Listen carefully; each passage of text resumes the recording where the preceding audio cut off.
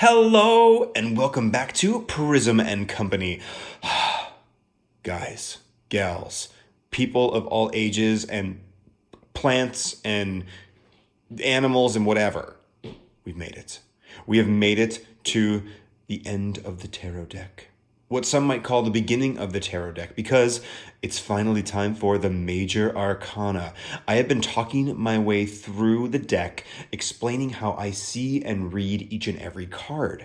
Obviously, we've made it through all of the suits at this point, so now it's time for the real juice, the mages. I'm going to keep them in their traditional order.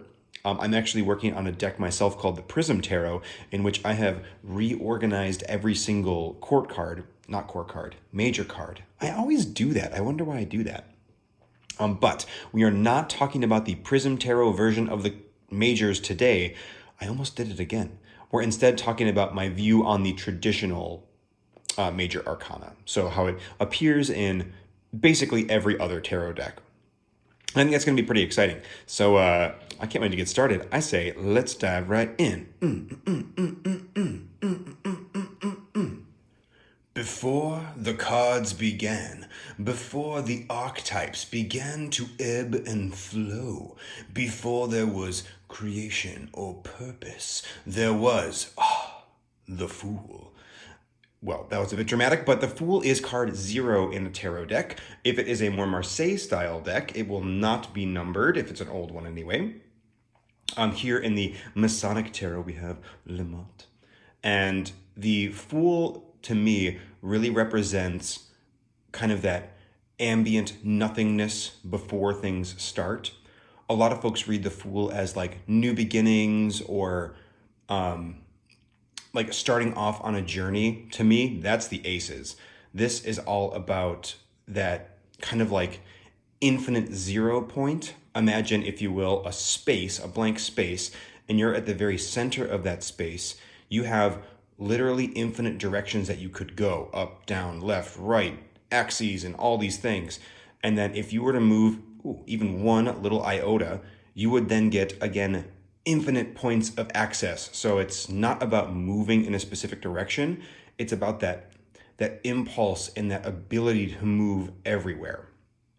Now, as we're diving into the majors here, especially with kind of a woo-woo interpretation like that, maybe not even woo-woo, but just less grounded interpretation, I read the Major Arcana and honestly the whole tarot deck like a book.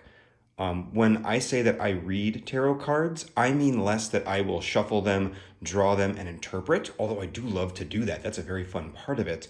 I prefer to sort through a deck, order it, and, read through the pages like they were chapters, or collate different bits together like the 2s and the 3s and the 4s and see what new narratives and stories that those can tell. So to me, especially when I'm thinking about like the Fool or any of these Major Arcana cards, it's less for me about coming up with like a solid interpretation of like, okay, the Fool lands. What do we say? What does it mean? How does it relate to your crazy, new taco stand that you want to start that also serves ice cream buffets? Like that is, I'll get there if I need to, but I'm far more interested in kind of the esoteric flavor that you put over the top of stuff. The toppings on that aforementioned ice cream buffet.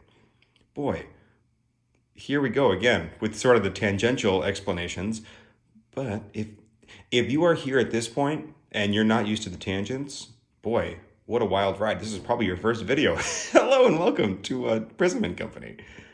That, though, is kind of the long and the short of how I read the Fool, because that idea, that infinite zeroness, is very, very hard to grasp in the brain. Like, if you think about it really high level, it's like, cool. It's not that hard to grasp. But if you try and break down infinity in any way, the brain starts to twitch a little bit and kind of shut down. So I don't think too hard about the Fool, because it is that space before anything else happens anyway.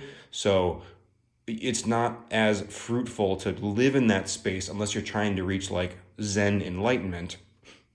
But I live in the Western occult tradition of trying to connect every single dot in the universe until it's all connected and congeals into one singularity, instead of the like another path, which might be to clear your mind and make beautiful empty space where then the unity of oneness can fill in.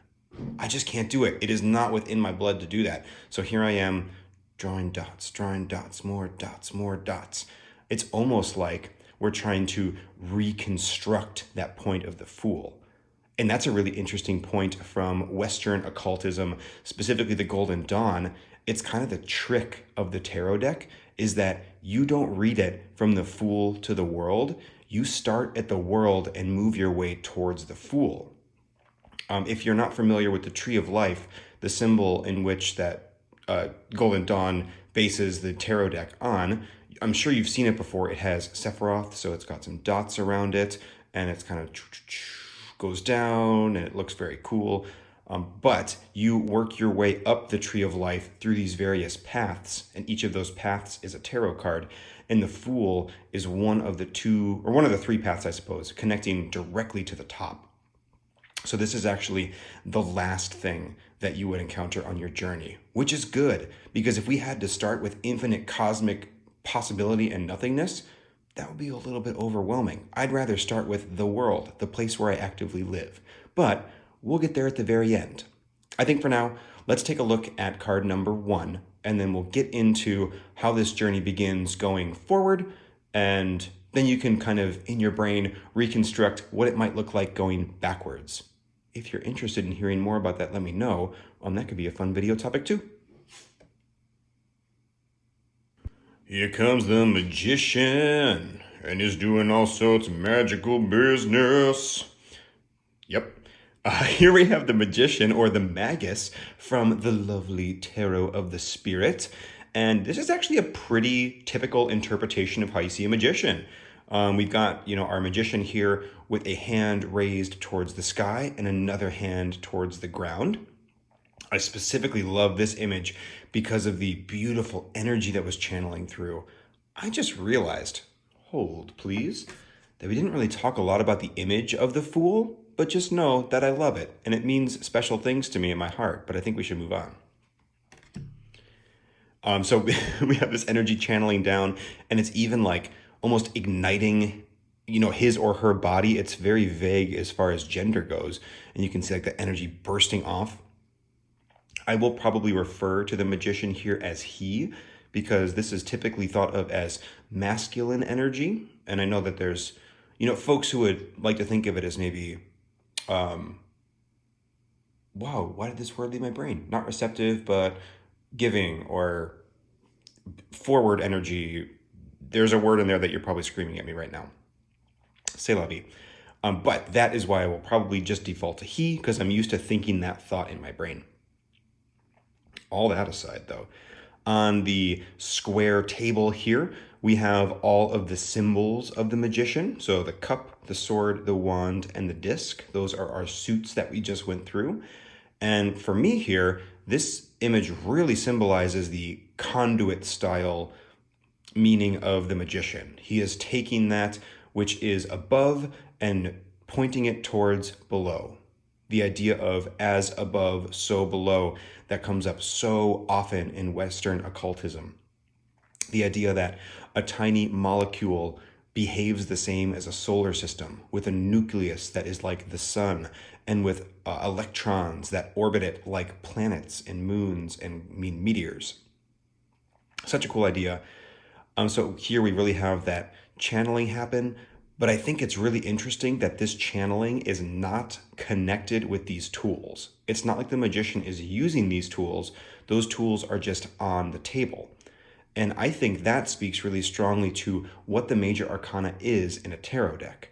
We have the minor arcana. We have 14 cards for each of those symbols representing what those mean in life, how those interact and play out. This is speaking to something that is above all of that. These are speaking to higher, some might say archetypes. I almost like to think of them as behind the scenes mechanics of the universe. Like the magician is something that happens. It is a rule in the cosmic programming that plays out, day to day on a huge cosmic scale and on a personal scale. The idea of like inspiration comes to mind.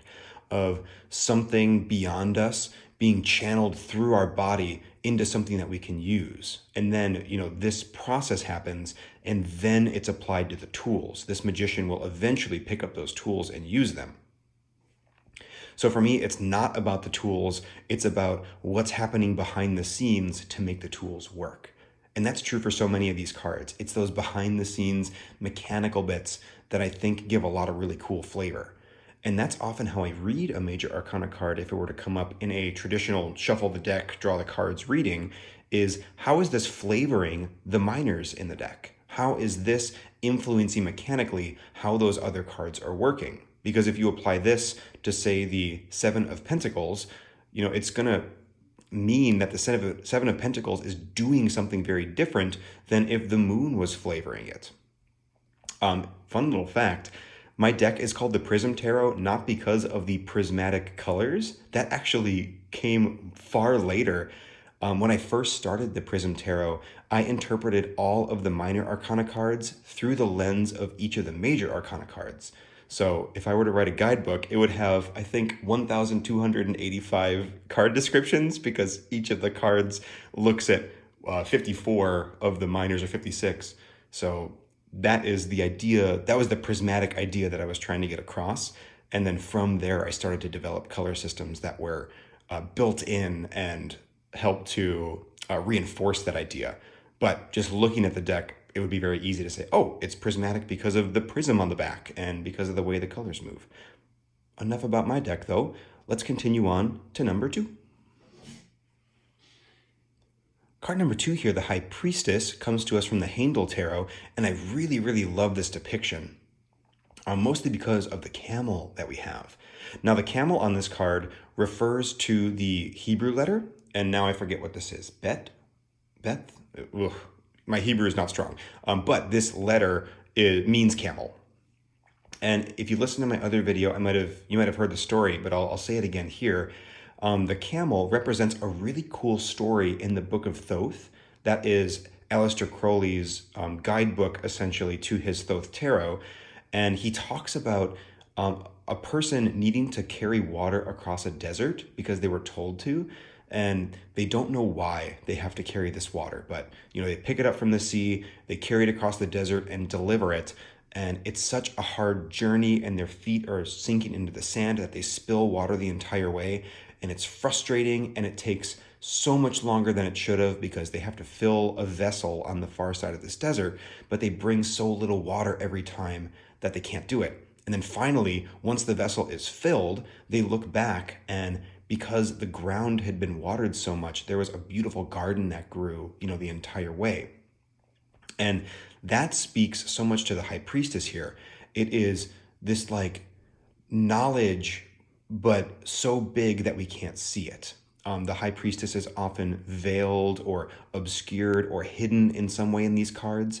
Here we have this orb or this bubble, this kind of shimmering metallic sphere that's even reflecting light back at us. So not only can we not see through it, but we're seeing ourselves. It's it is very hard or very purposefully trying to keep us out.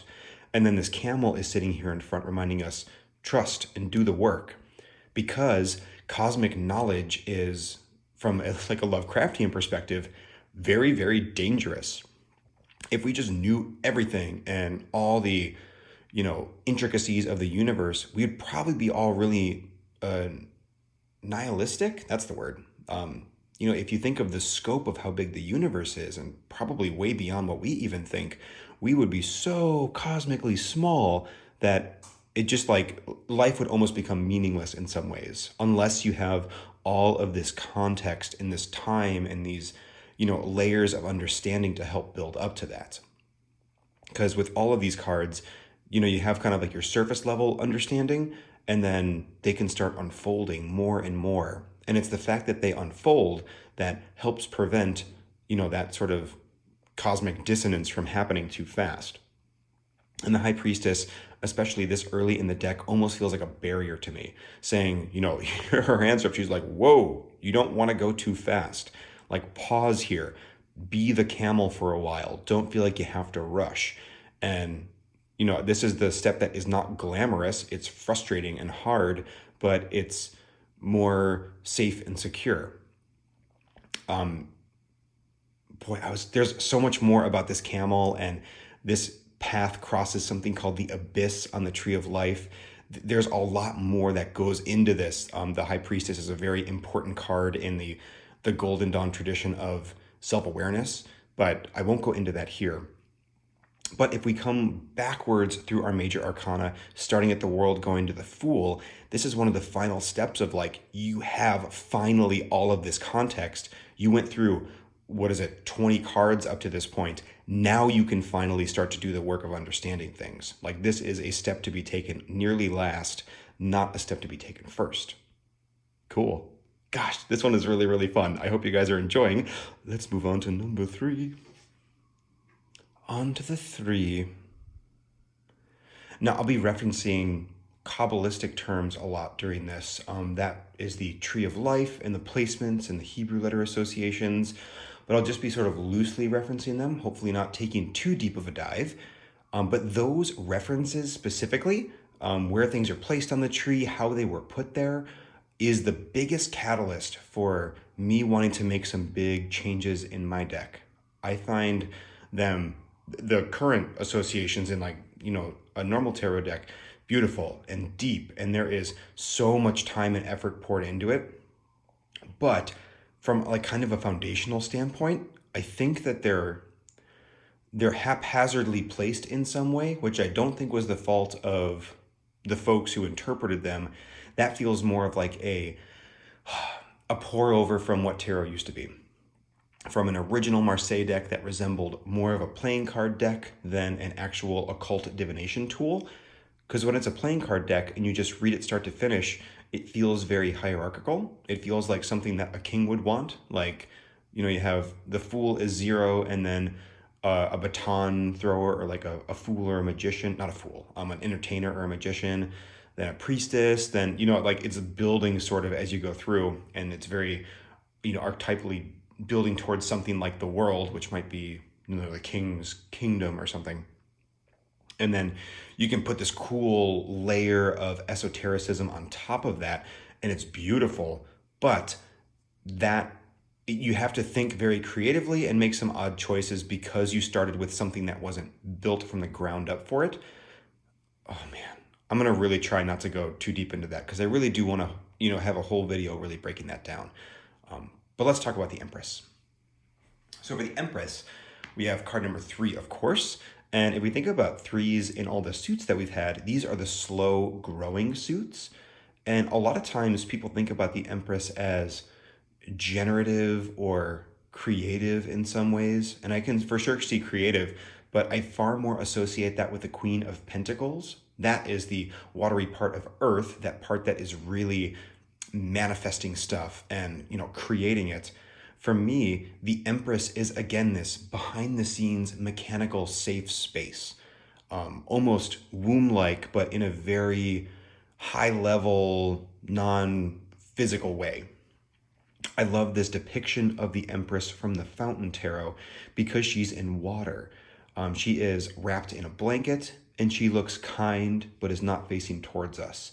This is 100% non-threatening. She's not aggressively standing. Her body language is closed off from us. We are entering into her space. She is not inviting us, or she's not inviting us, but like she is welcoming, but not like forcing us to come in.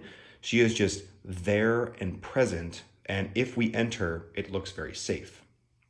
And then water is a very creative, generative space too. Think about life developing first in water and then emerging onto land. Think about a small tidal pool forming and a whole ecosystem growing within it. It's not about the generation. That is the Queen of Pentacles actively working in it. It's about the space. The Empress is the tidal pool. She is the pond.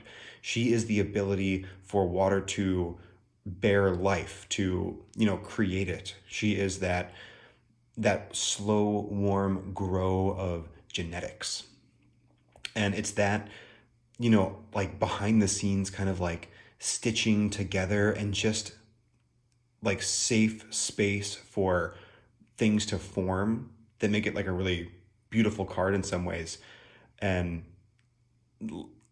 like the Empress as a name so speaks to me because I'm just so used to it. You hear these names a million times if you're a tarot reader, so it's hard to imagine another word for the Empress, but I would almost want to call this card space. Or if it was like my deck, which is very oceany water themed, like tidal pool or something. That doesn't quite, doesn't matter. Um, but I think the water and the very comfortable but non, like, just closed off body language is perfect here because we are entering this space and then she is making it safe for us to exist and grow. And I think let's leave it at that. Let's take a look at a very similar counterpart, the Emperor. Here we have the Emperor from the Dame Darcy Mermaid Tarot, and this is maybe my favorite Emperor that I've ever seen. This is really, really powerful. A couple of things that really jump out to me mostly is the tired look on his face. I think a good Emperor should be tired. And I'll explain why here in a moment. The other thing I love is holding the hand of what looks like a woman. We have a very strong masculine hand. I'm going to guess that this was intended to be a woman's hand. And to me, that is the Empress holding the hand of the Emperor, because to me, these two work so much in tandem. If the Empress is a space for us to exist in, the Emperor holds that space. I heard someone describe this as, like, they were describing what their perfect Emperor card would be to me, and I was speechless after they said this. I thought it was so powerful. It taught me a lot about what the Emperor was. She said she would want her Emperor to be sitting on a throne looking tired and sad and almost panicked, and in his hands, he's holding up the model of a city. And in that city, people are existing and living. This idea that something has to support and be responsible for everything that happens. And I don't mean responsible in the way that we might think about responsibility, like paying your mortgage or, going to work every day. Responsible in that every action needs a reaction. Rules of the universe must be followed. That there are stable pillars of reality that cannot break down, or else everything breaks down. And that tension and worry is what the Emperor is. That is on his face. He is weary from that work, but he's also proud, like a father almost.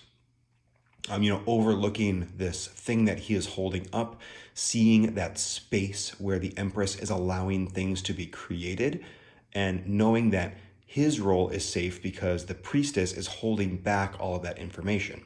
We're still at the top of our major arcana here. So this is very, like, esoteric-y wisdom that you get to down the line. This is not something that, people would have access to unless they're thinking about it. And I'm not even saying that I know this. I can say these words, but if I really try and break down, like, okay, what does that look like in our actual universe? Beats me. This is really more of a archetypal discussion at this point. But I just love nautical stuff anyway, so it's really pretty. But holding the hand of the Empress, who he's working so close with, looking tired because it is his responsibility to hold up all of this that we will now be diving into.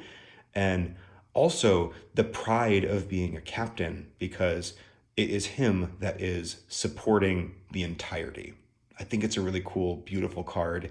Like, the idea of the Emperor makes me sad, and then it also fills me with, like, hope and pride, because it's like, whatever it is that we are living or experiencing, it's being held up by something that is infallible. And I don't mean a deity or anything like that. I'm referring more to universal laws, things like gravity. I would be extremely surprised if gravity ever fails, because whatever the Emperor is present.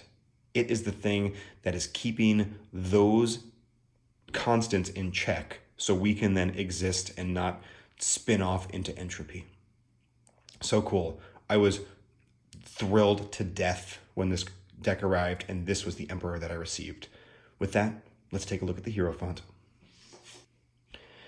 This card bothers a lot of people, at least that I've seen online, because they really associate the Hierophant with a religious figure. And for me, that's not even on the table. The Hierophant is not a person, it is an archetypal idea, just like the Emperor is an archetypal idea, just like the Empress is an archetypal idea. And not even an archetype in that it is a type of person, but just it is like a foundation. Oh, excuse me.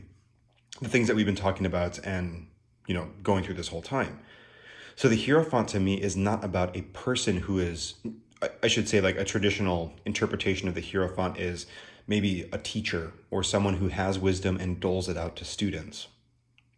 This Hierophant, pictured from the lovely Fountain Tarot, like, get your head out of the clouds, Colin. Look at the physical world for a moment. We see here another very kind-spirited figure opening up a box and just letting all of this refracted light out. And this Hierophant to me is really kind of collecting all of this wisdom. Again, we're moving from the world to the top. And at this point, you have so many tools and bits and pieces that you have to catalog and take in. And, the best way to learn something is also to teach it. So you have the idea of a teacher, but it's like a cyclical learning process because the Hierophant wants to teach so he can know. He is trying to get to the Fool. He's trying to get to Kether on top of the Tree of Life. He wants to have that enlightenment. And, he is, and again, I say he because this is a very active process. They are very close to that point, and this is the way that they can continue that process out. So not only is he opening this box and letting out the light, teaching and showing what they know, but they are also closing this box in. All of these pieces are finally coming together and being collected into something. So the Hierophant is not about the teacher, it's about that process of learning and understanding and how teaching is also learning in many ways. And then specifically applied to occultism or something a little more esoteric like tarot, it's about taking all of the tools and symbols and lessons that you've learned and finding what the constant narrative thread is between them. Because there's a lot of different ways to approach these cards and lots of disparate ideas, but at the core of it, everything is one. Everything is connected if you think hard about it enough. But it can be very difficult to draw the lines unless you have so much experience and, a mind large enough to hold it. And maybe not even like a mind as in brain power, but just to be a vessel capable of receiving this much information. Really lovely and really beautiful. Again, I love the kindness in this figure. That is intended, I think, to kind of soften the blow for folks who find the Hierophant to be depicting a religious figure, which can be really tough for a lot of people, myself included. But for me anyway, it never bothers me because I try and keep some distance away from the idea of the religious teacher and think of it more in this big picture way. Let's take a look at card number 6. Enter the Lovers, card number 6. Now, this Lovers comes to us from the Masonic Tarot, of course. Just a beautiful image with cool tones and warm tones being reflected all the way across the card with all these different little bits and pieces, even down to the borders where we have a much more kind of studded structure over here and almost like woodworking on this side. Totally lovely. But the Lovers to me here is not, it's interesting. It is a a sister card to Temperance. The Lovers represents oneness, but the separateness of oneness. Now, what I mean by that, let's take these two people as a couple, let's say.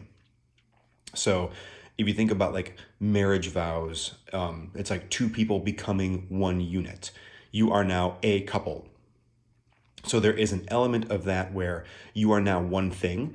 You are a husband and wife, or husband and husband, or a wife and wife, whatever combo you are in there, but like you are a single unit, but you are also two distinct people. And so there's this dissonance of oneness and two-ness. Temperance represents the oneness, which we'll get to. This represents the two-ness, but again, not for individual people scale, cosmic scale. So we are connected to everything. You know, we learned that in the last card. There is a way to connect everything to everything, and that is a very helpful thing to understand early on in the process. So as we're coming up from the world, you hit temperance pretty quick. You want to see how, you know, I am related to you watching in some way. You know, through this video, we are creating a direct connection now, but through many other ways we might be connected too. Perhaps, I mean, you could 5 degrees of separation us, or maybe even something that I physically interacted with is now, you know, physically interacting with you. There are so many ways that we could potentially tie that. And realizing that we are all one is very powerful in taking action. If I stop thinking of people as others, but as myself, if I start thinking about the planet and people as oneness, we'll go into that more with temperance. That's very great to start with, but eventually you get to a point where you have to realize the otherness as well. And specifically, you're as above. So if we think of that as above, so below idea that we talked about earlier, we are the below right now. We are our lower selves, but there is also the higher self, the guiding spirit almost, leading us on. Many times in this card, there is an angel depicted at the top. Here it is a bow and arrow, and that is referring to our higher self, our higher consciousness, some people might call it, our more archetypal self, our cosmic self, leading our lower self up the tree. In the Golden Dawn, you have the idea of your guardian angel, which I think is so funny that it's such like a classical idea, but it's not necessarily an angel in like the Christian sense or in a religious sense. It is just your higher self, and it's yourself reaching down to pull you up, who then reaches down and pulls you up. It's like this cyclical internal process. It is you understanding that to learn, you must in some ways be your future self, teaching yourself and bringing you along. So it's understanding that there is this other, but it is also you. You are two, and at the same time, you are one. You are the sun, you are the consciousness that is, you know, your body and your thinking, but then there is also your subconscious, this deep vastness that is also you, but that you don't know unless you really, really dive deep and get there. And then once you realize that it is this otherness, then it's the idea of, okay, how do I get there? How do I connect all the nerve endings to pull these things together and, you know, fire a thought up? And that's where we get to the Hierophant, the Emperor, the Empress, the Priestess, you know, and we go all the way down. That's really where I land on the Lovers. Let's take a look at the Chariot. Boy, spoiler alert. I told you the name of the card before we even got there, because I know that you were just on the edge of your seat, wondering what the next card was going to be. Here we have the Chariot from the Thoth deck, and I have never seen a better Chariot in my entire life. To me, this card is one of the most chronically misrepresented, which is maybe a really hot take. I don't mean any offense to anybody who finds other imagery of the Chariot beautiful and connected. Again, that's one of the coolest parts of tarot. I try and talk about it all the time. Like, whatever meanings you bring to the cards is important and a part of the tapestry and the conversation. Me, as a Western occultist and a modern alchemist almost, I want every single variation and opinion. If I'm going to connect everything in the universe, I need to know how every single person interprets the Chariot card. So whatever you want to bring to these cards, however you see them, I am thrilled to death to know, and almost more excited if it's very different than mine, because that's just another little connection that I get to make. I say that to cover my bases there, because I certainly didn't mean to insult anybody by saying that I dislike other Chariots, but the thing that is often focused on a Chariot is the movement. You'll see something moving very fast, a horse running, or a chariot being pulled quickly. And then you get interpretations with the ideas of travel and, movement. But for me, this image is perfect. We have our sphinxes, which are pulling our chariot, but they're all seated, so they're not going anywhere. And they almost look like statues. The idea of just like these things that could potentially provide locomotion, but just are not. We have an extremely heavy looking chariot. It has big old wheels, but this thing is not designed to move quickly. This is a slow ceremonial vessel for procession. Our figure is cloaked in golden armor, gold being like one of the heaviest metals. Like this would be just an enormous burden to move. And then this thick velvety tapestry just like draped over the top of everything. So nothing in this image to me says, let's move really fast. This to me says, let's move deliberately and almost with ritual. In the hands of our chariot here, we have the Holy Grail, and that is just a Golden Dawn thing. They love their Christian imagery, but this to me is like the important esoteric wisdom. This is almost the zero of the Fool, but it's not like we are the zero yet. We're just carrying it. We know it's important, but we don't yet understand it, and it is our job to carry this through a burdensome travel.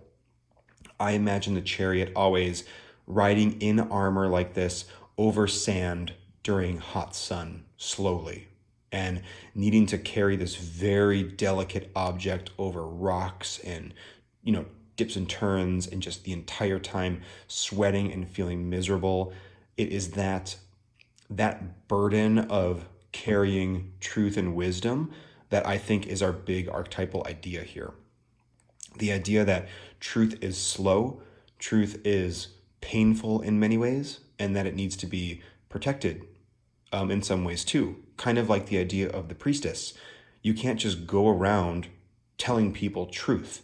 For example, if you've ever had somebody who is in a relationship, perhaps if that person is also young and in maybe a more angsty period of their life and doesn't really want to hear it, if you go up to them and you're like, yo dog, that dude is trash, they're going to have a problem with that. That will not be a truth that they are ready to hear. The chariot teaches us that those truths are slow and painful and need to be carried and not broken. Because if you break them, it's very difficult to put them back together. Again, that's a very small example of this big cosmic idea. Lovecraft would, treat this as the truth is dangerous. It is something to be carried and almost hoarded away and not shared because it would destroy people.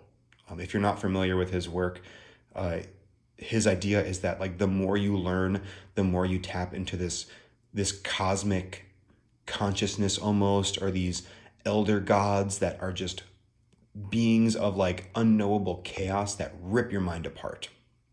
And in some ways, that's kind of what we've been talking about here.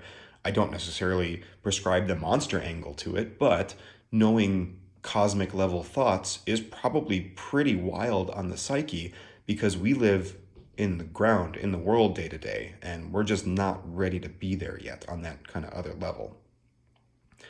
So yes, this is where I'm seeing the chariot coming from, and that slow ploddingness is really what I look for personally in a chariot card.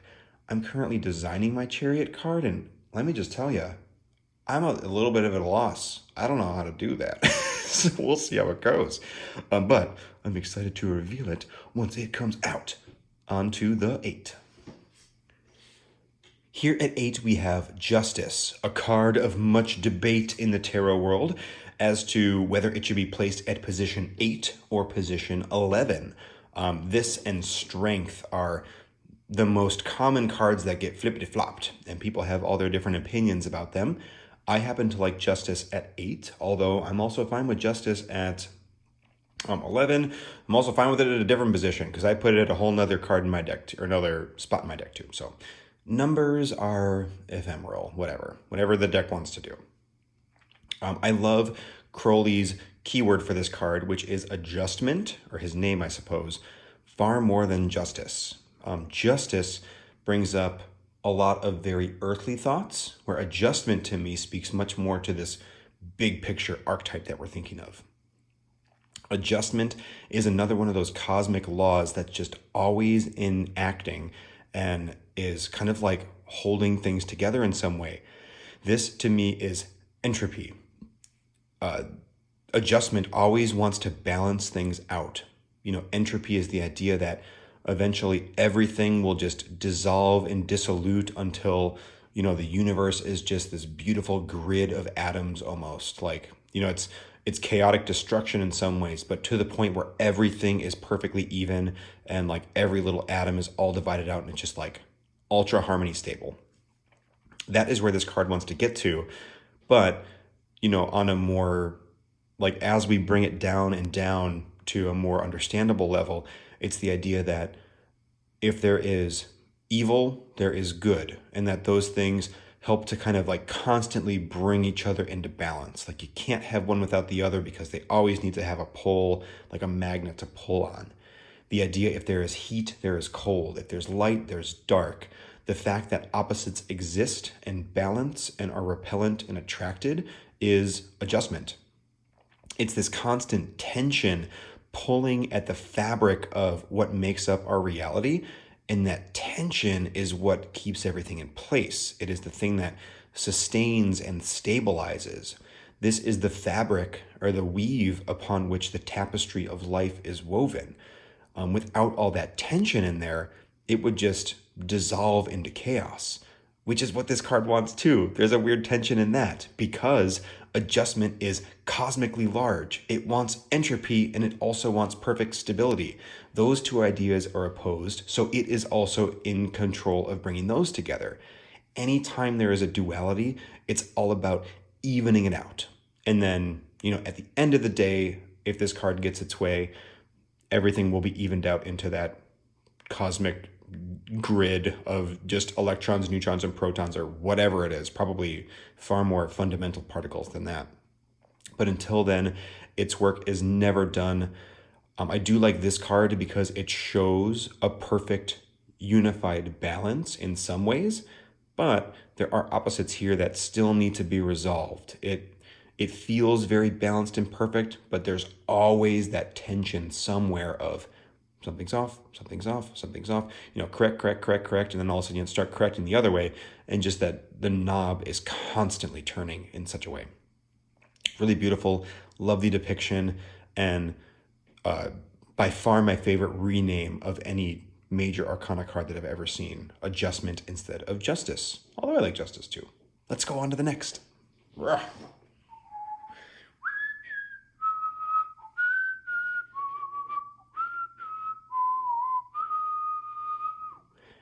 Here at the 9, we have the Hermit. And this is coming from the absolutely stunning La Corte de Tarocchi. And here we see our Hermit carrying a lantern, wandering away from a city. Now, you might remember a city from another card that we talked about previously in the Emperor. To me, the Hermit is all about almost like quizzical, worried isolation in some ways. Like here, our Hermit is not looking happy necessarily. He almost looks forlorn, like he is leaving this space. He's leaving the city and going out. He looks burdened. He is, using a cane to move. And the only light he has is the lantern. There aren't even stars in the sky. And this is a deck that is all about the stars. Like, I think the fact that there are no stars, is very specific in particular. So for me here, again, we have this very, big picture action of removedness.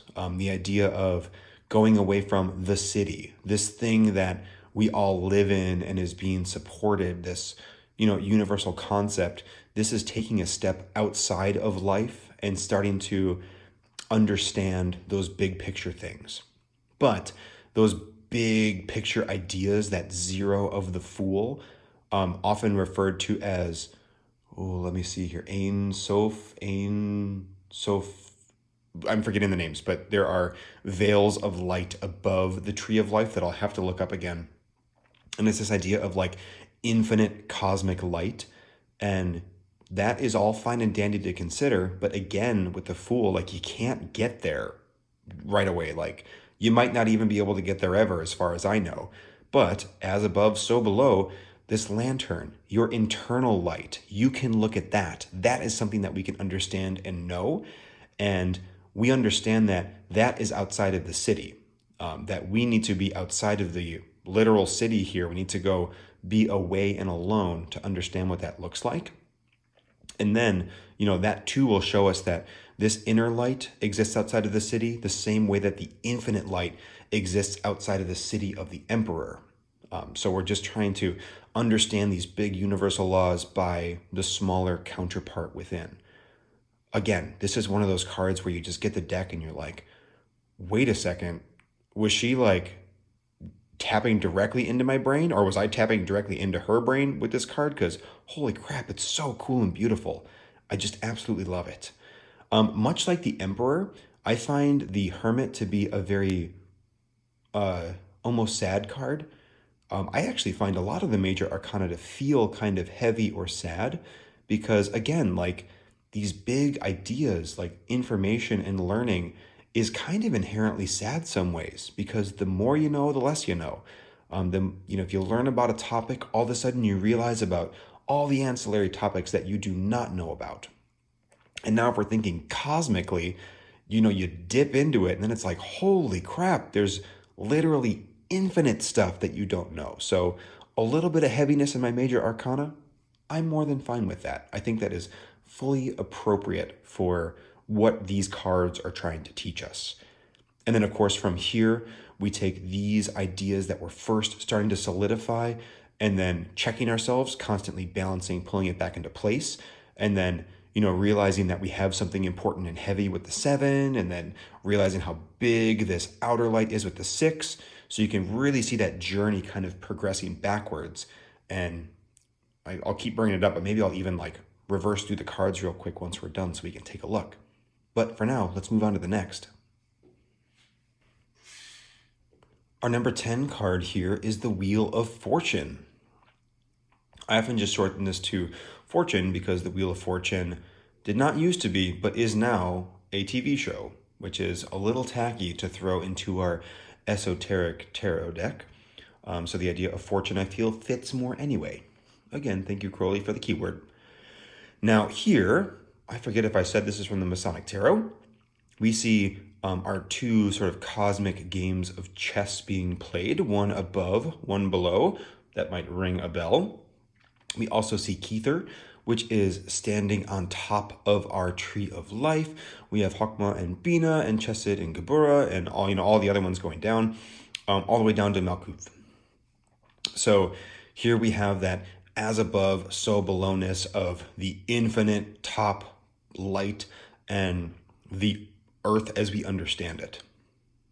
And boy, what a humbling thing it is to see Earth as we understand it as literally the lowest point on the tree of life with all of this stuff on top of it. The idea that there is this much to learn when you can't even know everything that exists on the earth is like a lot. And that vastness of knowledge is why things like the High Priestess exist. Just like being like, no, I want you to slowly roll a little bit. Because you think you're here, but you're actually still down here. Why don't you learn all of chemistry? I'm all of it. Every single bit of knowledge of chemistry, and then you're still down here. And then why don't you learn all of arithmetic? Again, all of it. Then you're still down here. And then every language. And then everything that everybody has ever known forever, and you're still down here. So I digress. You get it. It's a lot. Here we see the Wheel of Fortune. And in many ways, the Wheel of Fortune is the sister card to Adjustment for me, or Justice. Adjustment is the idea that things need to be brought into balance constantly. It is not, however, the vehicle that does that.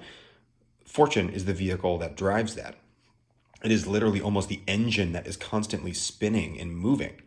In day-to-day life, this could be the idea of luck, that there is positive and negative things that happen seemingly random, but they're all very carefully orchestrated, almost like a chess game, by this force, whatever fortune is. Because if you trace anything back far enough, it has a source. If you roll a dice, that is a random way to generate a number, but not really. The physics behind how the plastic has hit the table will inform what number it will land on. Where the air molecules are will inform how these things happen.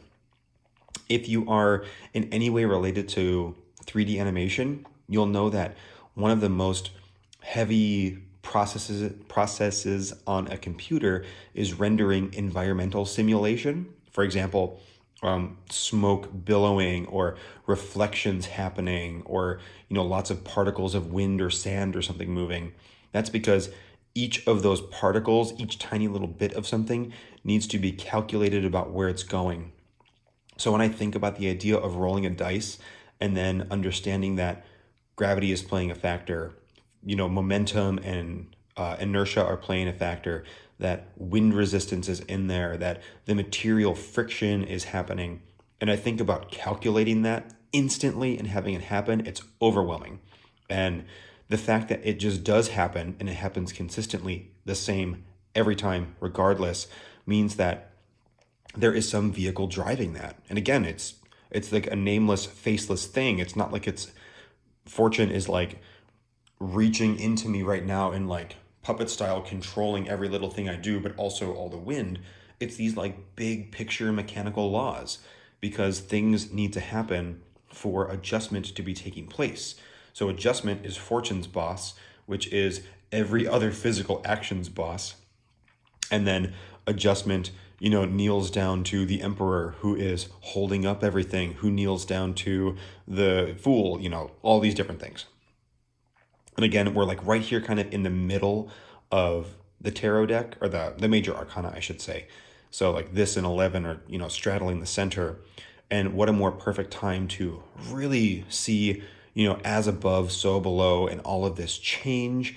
And with such a cool thing like luck or fortune. Because what a approachable, understandable concept that can just be expanded and unfolded and unfolded and unfolded.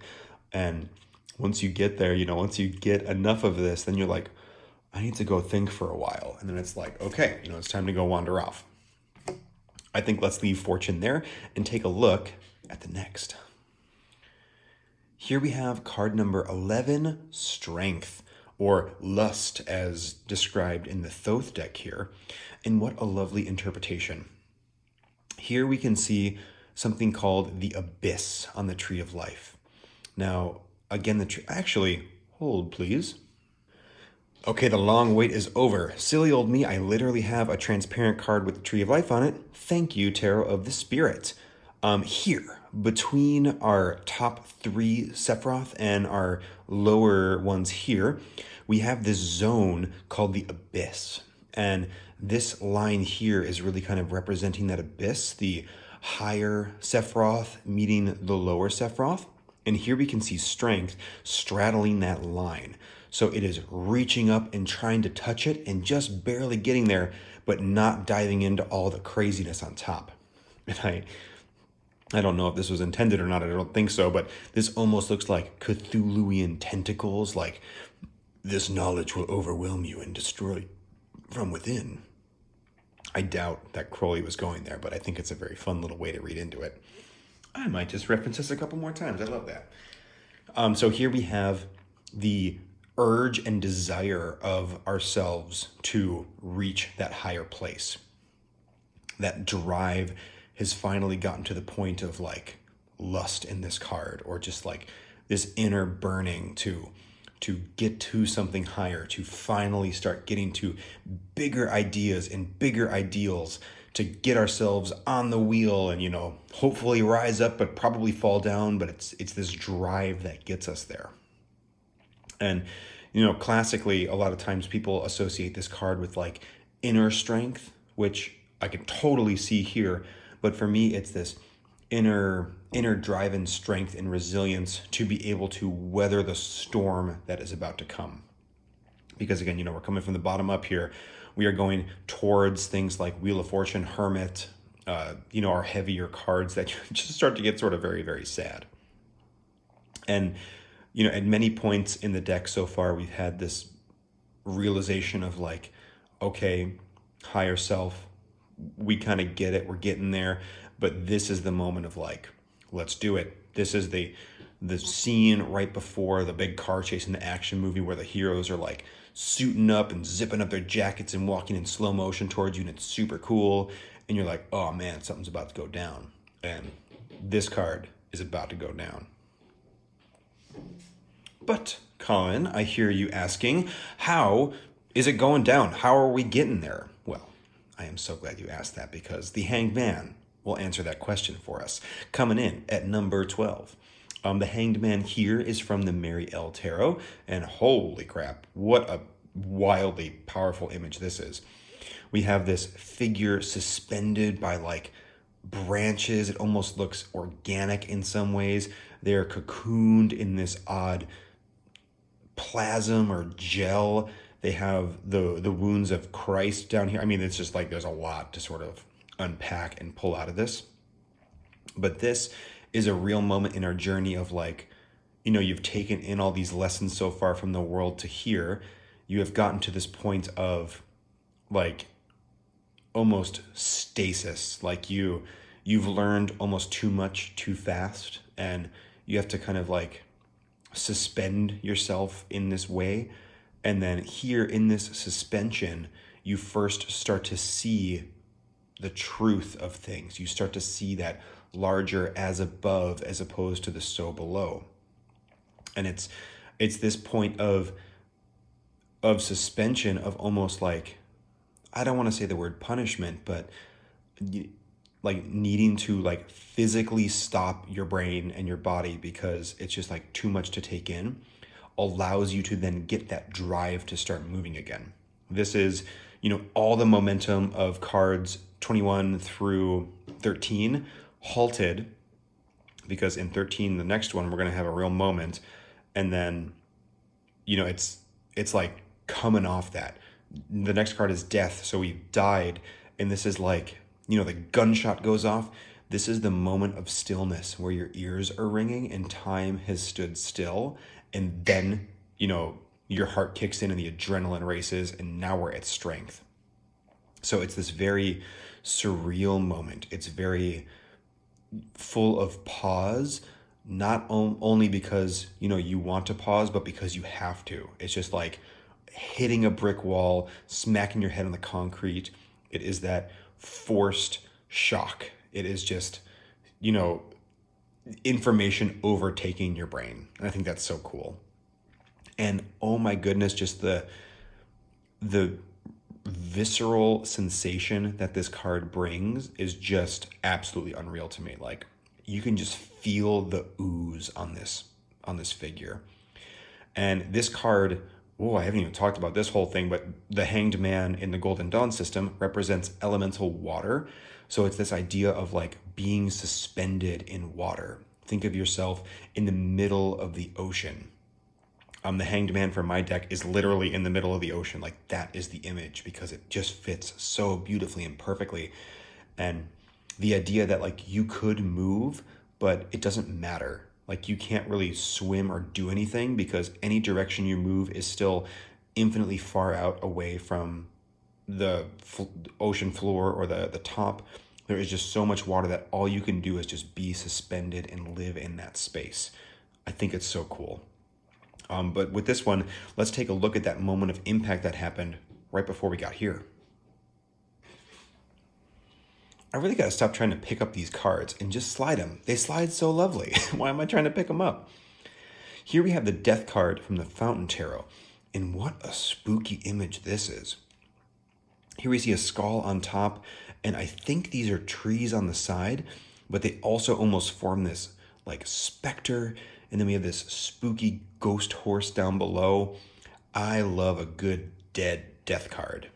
The Wild Unknown was not even a runner-up. It was more of a dice roll. I embraced the Wheel of Fortune a little bit to pick which one I wanted, because that is a dead, decaying bird. And again, that's just like, oh, it's perfect. I do like how dark and oppressive and alien this feels, though, because to me, death is not about, let me back up here for a second. A very common modern interpretation of death would be transformation. The idea that things end but blossom into something new.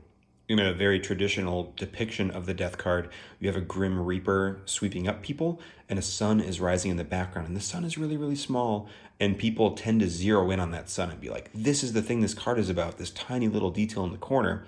Where for me, it's about the huge Grim Reaper on the card, like the subject of our image. Because death is about realizing that the as above is the same as the so below, but that means that we can't be just one thing. We are everything. This is death of the ego. This is us realizing that it is officially not about us. It is about the collective. It is about the everything. And this is coming right off of Temperance, where we kind of learn that idea. So this is putting that idea into mind, into action, and destroying the self. And that is extremely, I haven't done it. I don't think a lot of people have done that. So I don't know what it's actually like.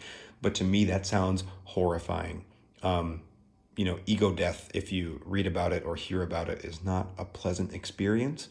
But just that final dissolving, losing all grip on like personhood. But, death is 13. It's not like it's the end or the beginning of the suit. It's not like this is the end all be all. This is a necessary step in understanding those higher things that we've been talking about. I can sit here and talk about it in a YouTube video, but to actually live these things and go through that, this is a very real necessary step in the process. And I like a gritty death card. I don't want my death to feel pleasant. It's not about the transformation. I have 13 other cards past this that talk about the transformation. This is the really hard moment. This is where things die. This is where the ego itself dies. And I think wrapping in rebirth into it is not doing this card justice. Even if you think about the idea of physical death, which, I would never read this card as physical death in like a tarot reading, but I think the idea of death is certainly present here. That is something that cannot be ignored. That is an inevitability for every living thing on the planet at some point. And so it should be archetypally represented in these huge, big ideas. Why do things die?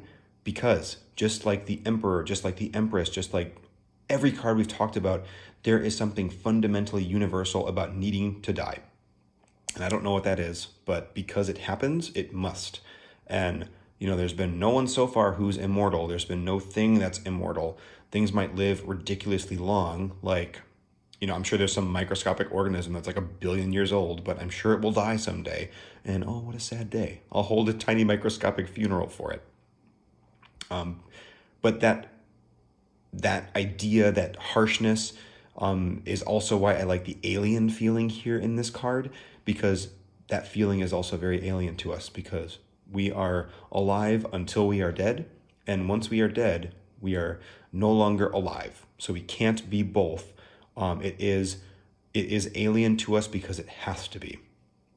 And even the idea of ego death, this conceptual death, is also very alien. Until it happens, you cannot know it, and once it happens, you cannot return. Very cool. That idea of not being able to return almost feels like a threshold in this image as well, like it's something you're passing through. Just totally stunning. But let's take a look at how we got here, because I want to kind of lighten things back up a little bit. Slide, Colin, slide. So here we arrive at Temperance, arguably one of my favorite cards in the Major Arcana. This card is called Art in the Thoth deck, which is the depiction that we have here. And as an artist, I didn't mean that to sound as pretentious as it did.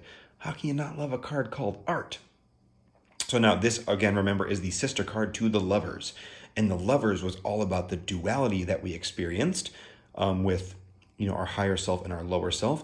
This is about realizing the singularity, that we are everybody. It's the big kumbaya moment around the fire where it's like, we are all one. It's a cosmic consciousness. It is, everybody. And that's a really beautiful idea. But it's also a much safer idea than the things that we have experienced later on. Although it's not all that safe, because literally the next card you experience going up the tree of life is death. So, take that for what it is. But here in this image, we see a hermaphroditic figure. We see masculine and feminine, dark and light, meeting literally in the same body. fire and water being poured into our vessel here, our cauldron. We have alchemical ideas like the white lion and the red phoenix, I believe. Now I'm forgetting what bird this is, but alchemists will correct me. And then green. There's lots of alchemy baked into this card and the Thoth deck in general. Oh, excuse me.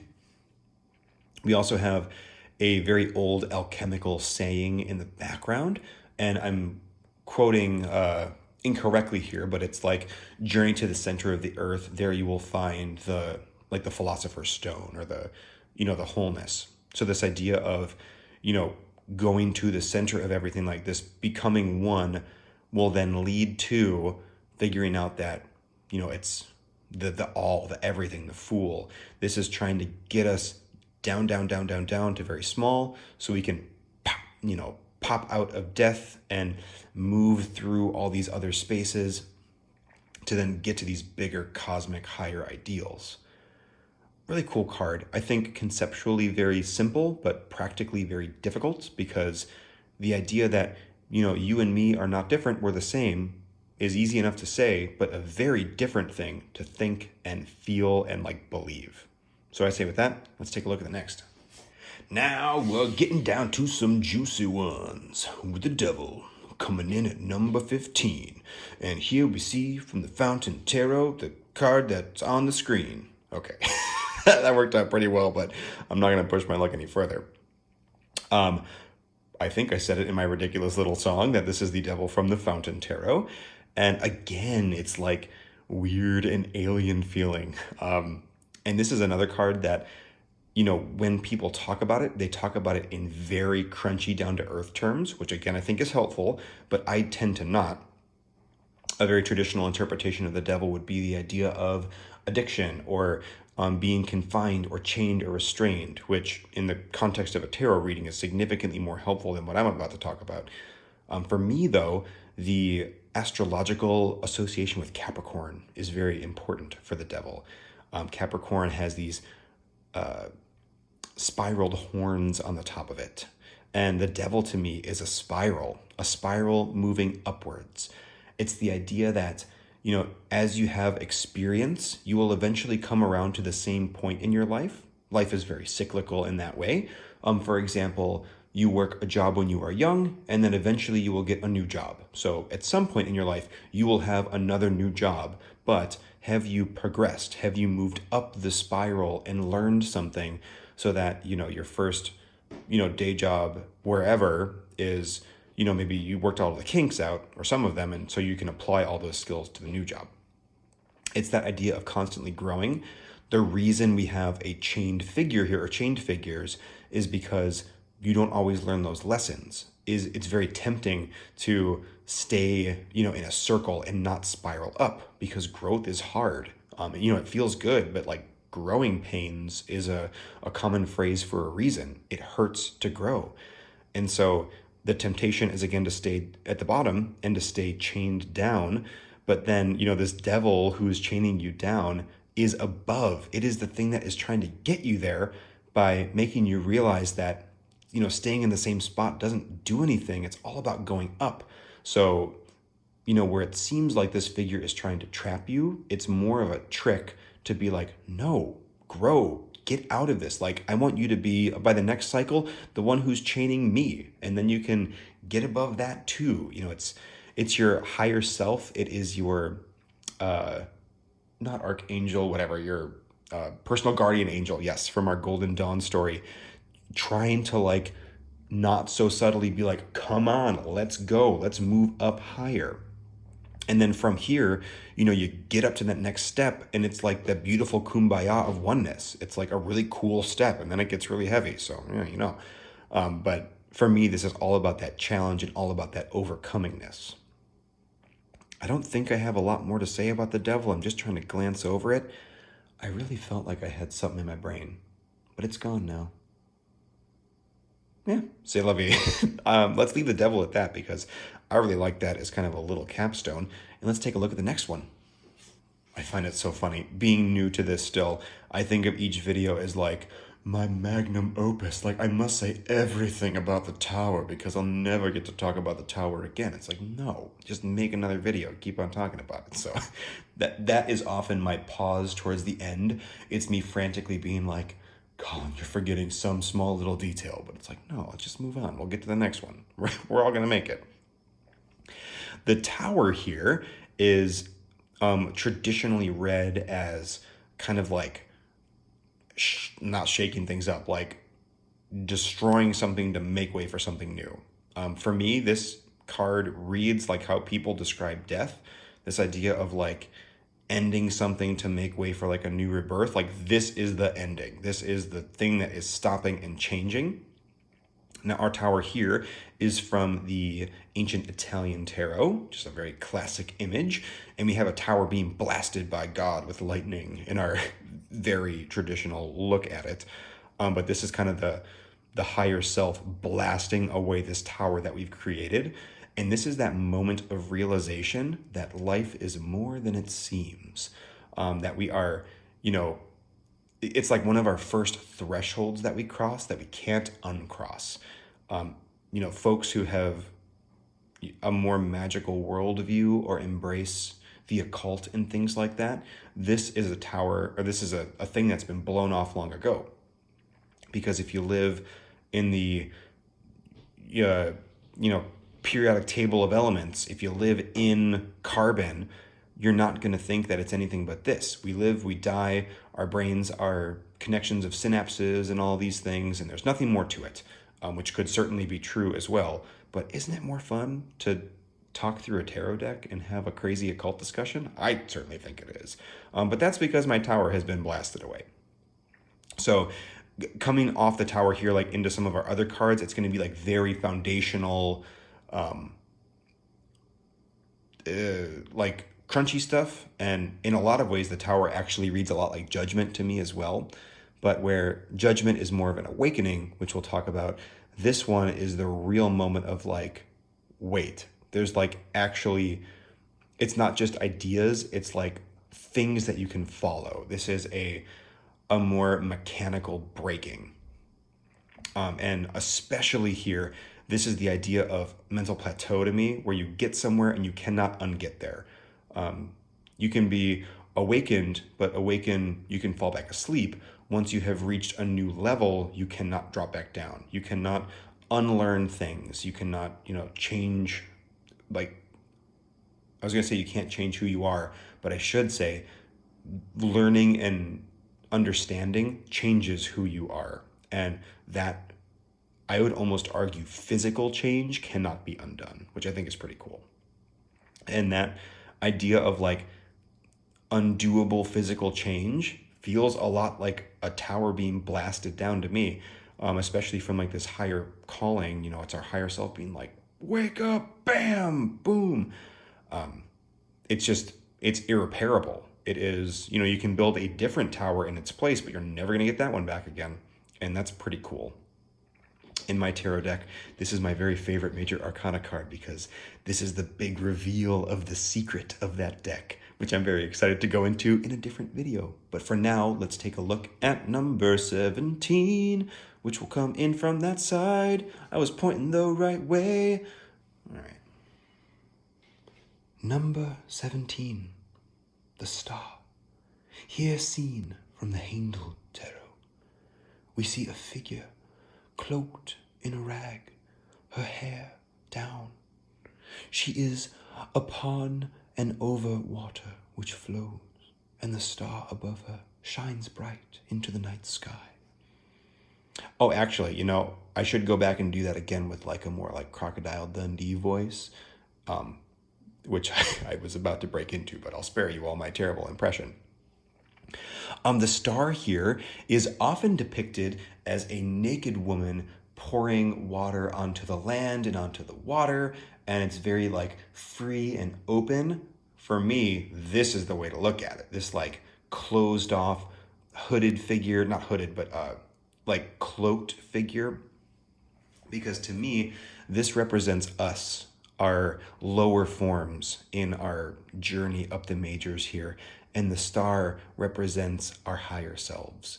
This is us calling across the abyss to our lower bodies. This is our, archetypal self as the teacher trying to, exist in the same time as our lower selves and actively teach us, but also be taught as we are moving our way up the tree of life, because this is a very internal process. This is one that feels alien and distant the same way that stars feel alien and distant. It is a light of hope guiding us, but in a way that we don't understand. The distance of a star is not comfortable or reasonable to think about. It is so cosmically far away that it is simply easier to just understand it as a point of light in the sky that we can draw shapes with, because that's where we're at right now. We are so low on the tree of life that we need hopeful guidance to take us there. And, that is a very kind of stock standard reading of the star, like hope or guidance. But the kind of secret is that the thing that is guiding us is ourselves, just a very different version of ourselves. It is the as above to the so below that we are currently sitting in. Really a beautiful card. I find this to be a peaceful, just serene thought to sit in. And just what a beautiful idea that that we are the ones who are helping us grow. That it's not this, higher power or deity or something. And again, if you're of the religious type and you follow those things, awesome. That's just another little knot that I can weave. But from this particular Western occult perspective, it's not this other thing that is taking us there. It's ourselves. It's our cosmic self bringing up. And, if we think about what that means in the later cards, that could also incorporate the idea of like a deity, because we are also that. If you remember from Temperance, we're all one. It means that you, the person watching this, are also the one that is leading me forward on my path. Because again, we are all one. But then the Lovers reminds us that we're all different. It's all of these beautiful cosmic concepts, but put really far away. So you don't have to worry about them. And you can just quietly be in the light, in the glow, and in the dark of that, and just be at peace and happy. Really, really beautiful. Absolutely love this. Let's take a look at the moon.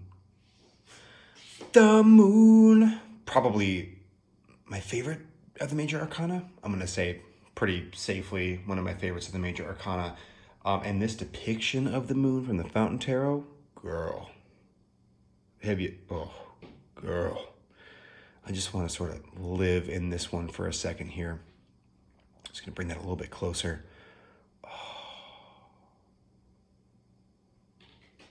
Beautiful, quite frankly. So here, I almost want to start talking about these kind of in sets, because like we're getting so down to earth and crunchy that like we have here the moon and the sun. No, you know what? Let's just talk about the moon first. I'm getting ahead of myself, I'm getting all excited. So the moon is our subconscious. It is our first delve into the as above in the most possible as below way.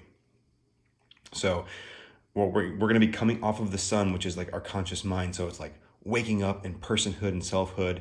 And the moon is reflecting the sun's light. The reason the moon is illuminated is because the sun exists. So it is that same light. It is us. But the moon is the thing that is closer to us and pulls the tides. So we have, it's interesting.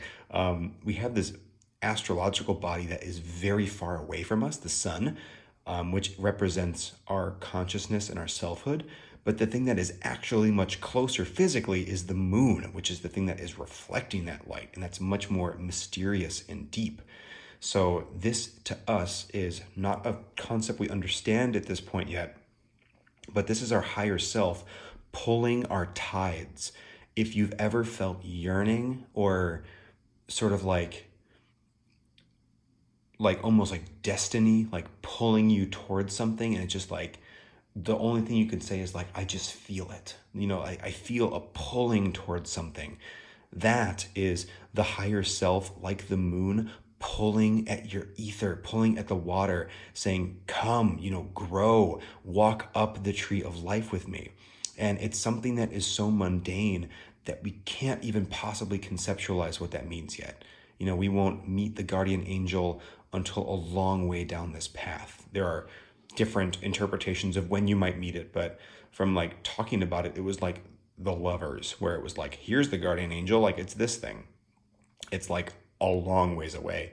And this is at first a very gentle pull. If you think about a tide, it takes hours for a tide to come in and out. And then eventually the guardian angel's like, tower, baby. Like, here's literal lightning in 5 seconds to, wake you up. But I just love this beautiful idea of this thing that is so close to us, reflecting the light of the thing that we think is important, which is our mind and our consciousness. But this is the thing that's like, no, I am the body that moves you. I am the thing that, controls all of this that you can't see. And in like psychological terms, if we have like the consciousness up here and then the surface of the water, the unconscious is everything down below. So there is so much more unconscious than what's happening consciously within our bodies, and how perfectly depicted here in the moon of, we have all of this water ebbing and churning and flowing, being controlled by this body. And it's saying that like, see the water, see how much it moves and it churns, see how deep it is and how dark it is and how little you understand about it. Because all of that depth, you have to peruse all of that and catalog all of it. If you think about like finally in the Hierophant, when I talk about like finally tying all the knots together, it's like go through every spoonful of the ocean. Once you've gotten through all of them, then we can pack that up and get to the Emperor. It's like we're talking super big, high level, cosmic amounts of thought and information going in. Something that I think is probably unachievable for humans, that there might be awesome, sweet people I don't know about, but I can't possibly imagine getting to a point like that. But just the, this low on the tree of life, it's dark and it's churny and it's mysterious, and it's hard to parse because there's all of this wisdom built into this symbol, but it's hidden behind so much and so many layers of understanding that you can't even get there yet. So let's take a look at the direct counterpart to the moon, which is the sun. I tried my sweet sliding trick, not really even a trick, just sort of an action, and it didn't even work. So maybe I'll just blow the cards off. I'll use wind. I'll like fan them off next time. So a little note about the moon and the sun. I didn't place them in this order. It just happened this way, but this is the first and the last card in my tarot deck that I'm making, the Prism Tarot. And this idea is exactly perfect. Like the fact that this happened is like beautiful singing angels to me, because we have ourselves, our consciousness, and then our higher self, but like in the most kind of convoluted way. I'll get into all that later. Here we have the sun, card number 19, the one we're talking about right now. This is the Handel Tarot. Look at how lovely it is. Many, many sun cards have weird babies on them and not a big sun. I want a big sun on my sun card. So here we see the sun shining bright onto the land, illuminating things and making our flower grow. This is, after we've woken up in the Judgment card, which we will talk about next. We are ourselves. We realize our personhood, our individuality. We realize that, the sun is shining down on us, that the light is illuminating us, and we can no longer hide in the shadows. Ignorance is bliss, but once ignorance is, taken away, you are now in that light. You have put a spotlight on something and you can see it and you can't unsee it. This is really our first threshold that we pass. If you think about this kind of plateauing idea that we've been talking about this whole time, this is really our first plateau that we've reached. And it's just one that we are ourselves. We are our mind. We are our bodies. We are our consciousness.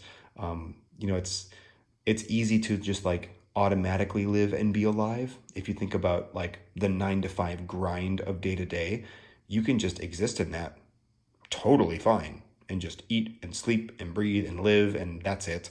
But to be conscious about that and to be living and present, that is another thing.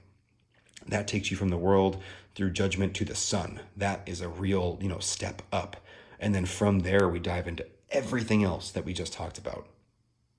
So for me, this is a pretty straightforward card. It is selfhood. It is the brilliant light that once is seen cannot be unseen. And again, that is just lovely. Let's take a look at how we got here. See, I didn't think about it that time. So the slide, just perfect. Went super well. Our judgment card comes from the Wild Unknown Tarot. And oh man, what a stunner of an image here. We have this beautiful white, probably dove, just like flaring its wings and casting light down into the darkness. Now, this image from the things that we've been talking about could easily be read as your higher self kind of shining light down into your lower self. And that is true. That is the function of what's happening here. But this is almost like the alarm clock of the universe. This is the first moment of higher self talking to lower self, even just getting you to the point of realizing that you are a person and an individual. This is the first little flicker of even just like understanding. I think the thing that gives us consciousness as human beings is judgment.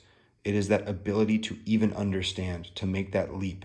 This is the mechanism of reaching plateaus, of unlocking those things. Each of those is a judgment moment. So it's a very small one to start with, but this process, this mechanic returns over and over again. It's not like we're going through each card and, passing it on. We are collecting each card and bringing them with us.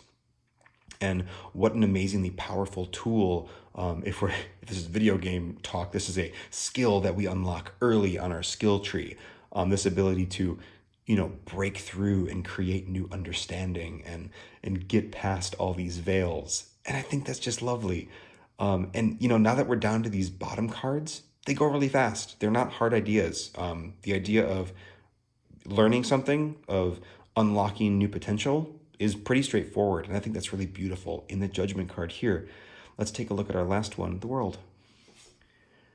The world card really cracks me up because I feel like I read this one the most different from other folks who read tarot, at least the ones that I've heard. A lot of people will describe the world as what I would call the Fool, like this cosmic oneness, this unity. It's like everything all together. This is the universe. This is everything. We have reached the end of our journey. We're at 21. We started as the Fool, and our Fool's journey has taken us all the way. But from this perspective, this is the first card. We're starting at 21 and working our way up to the Fool.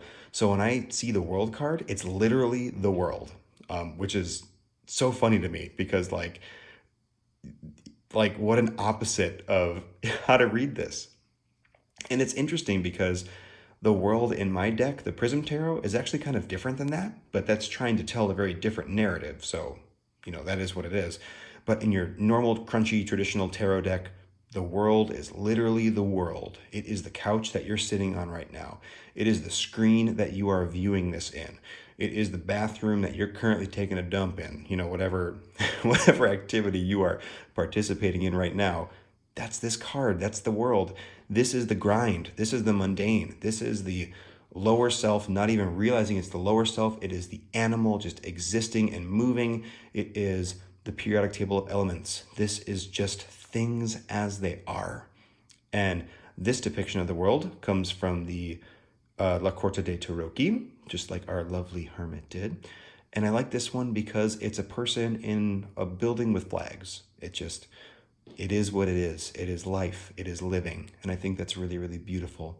And, this is in some ways one of the coolest tarot cards, because what is more beautiful than the life we exist in right now, than the life that we all experience day to day and live?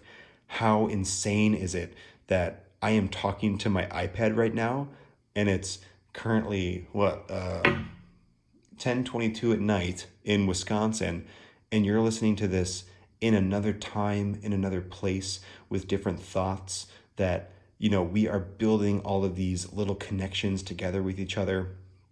And all of that is existing in carbon. It's just everything that we can feel and touch. This board that I'm touching now, this physical card, all of this is the world. It is what we get to breathe in. It's what we get to be. And I think that's so beautiful. And the fact that this is just the start of it, that this is literally the first card, and that it only is more from here, is unbelievable and outstanding. The idea that life could be like boring or stagnant or not full of life, I would point someone to the rest of the tarot deck and just say, look, learn that skill of judgment and wake yourself up to first yourself, and then let these things start unfolding and moving. I'm going to grab the rest of the deck back here. And I've actually stacked them up in the perfect way. Let's just really quickly walk backwards through this deck, because in the Golden Dawn tradition, again, this is how these major arcana cards are meant to be read. We are in the world, we live here, we exist, but then we wake up. This is a skill that we are going to bring with us and that we will need many times along the journey. But we understand that we are ourselves. We are not just the world, we're not animals, we are conscious people, we are thought. We are what we make ourselves to be. But there's all this subconscious. There's all this stuff under the water. This is our higher self. The very first time they are very delicately tapping on the glass, tapping on the window and saying, there's more. Look at just the surface of the water for now, but understand that there is so much more down below. And then we can take that and start to move. We have guidance, we have that light far in the distance, something to move towards to get us there, even if we have no context of what that looks like yet. But that at some point, we start to make realizations. As we journey, as we move, our higher self eventually has to teach us things that we can't unsee. There's a moment of breaking through where you enter a more esoteric worldview and leave the more mundane worldview of the world.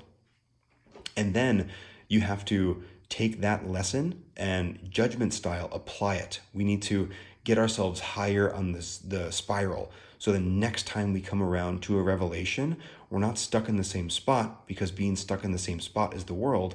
We need to get higher and higher each time. We need to overtake this thing that's holding us down, because it's really ourselves. It's really our higher selves holding us down. And then we can start to understand that we are all one, that we're connected to everything. We can start building and combining our bits of consciousness together until it is this lovely unity, or at least the idea of that unity. Because then the ego has to die. We have to realize that if we're all one, we are not ourselves. One of the first lessons that we learned was the sun, and that is not true. This is another big plateau, another really hard one to take in.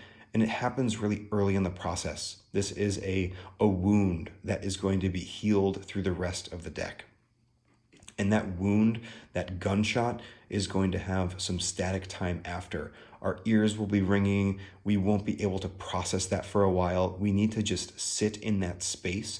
We need to be in the middle of that ocean, whatever that means, and just absorb and process until we can finally get to the place of igniting that passion in ourselves to start climbing again. It is here where we, in this hanged man, where we literally die, or we take the reins of our life and begin to move. And it will not be a smooth transition. It will go up and down. We are reaching for Kether, but we will often drop back down to Malkuth. This is not like it's a one-way trip. This is, like life, cyclical and constant ebbing and flowing. But we already have the skill of the devil, wherever the devil got off to. So as we're making these cycles, we know how to improve every single time. We can take that skill and then use that in conjunction with judgment to reach higher plateaus. And now we have the drive to do it. But eventually we have to take a step back from all that. We're getting higher and higher, and eventually we have to begin to look inward. We've been looking out at cosmic consciousness, at big ideas, and it gets to a point where it's so big that it's ununderstandable. So we have to focus on that inner light within. We, at this point, understand that as above is so below. So we need to look below, as close and small as we can get, to understand that there's the city. We need to understand what is outside of the city, kind of cosmically speaking. So we really, really dive in. And that brings us to justice here, where things start to kind of balance out.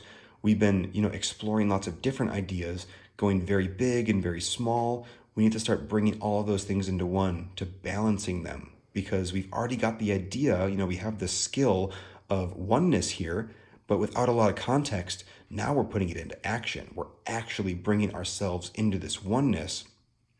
But as we do that, it's almost like a burden. It's like this weight that we have to carry. This is difficult, hard work. We talked about like growing pains earlier. This is really kind of like getting to the big meat of things.